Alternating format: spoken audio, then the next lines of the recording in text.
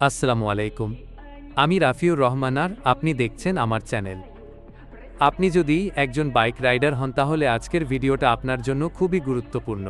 কারণ আজ আমি শেয়ার করব কিছু দরকারি বাইক রাইডার টিপস এবং ট্রিক্স যা আপনার রাইডিংকে করবে আরও সেফ আর স্মুথ। টিপ 1, রাইডের আগে চেক করুন। বাইক স্টার্ট দেওয়ার আগে ব্রেক টায়ার আর ফুয়েল অবশ্যই চেক করবেন। ছোট একটা ভুল বড় সমস্যার কারণ হতে পারে। টিপ 2, সেফটি গিয়ার ব্যবহার করুন। সব সময় হেলমেট, গ্লাভস আর প্রপার গিয়ার ব্যবহার করুন।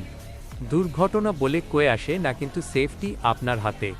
টিপ 3, স্মুথ ব্রেকিং শিখুন। হঠাৎ করে ব্রেক করবেন না। সব সময় স্মুথ ব্রেকিং করার চেষ্টা করুন।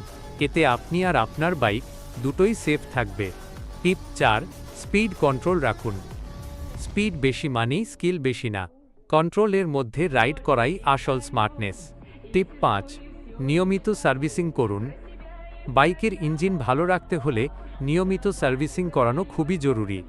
এতে মাইলেজ ও ভালো পাবেন। টিপ 6, সবসময় সতর্ক থাকুন।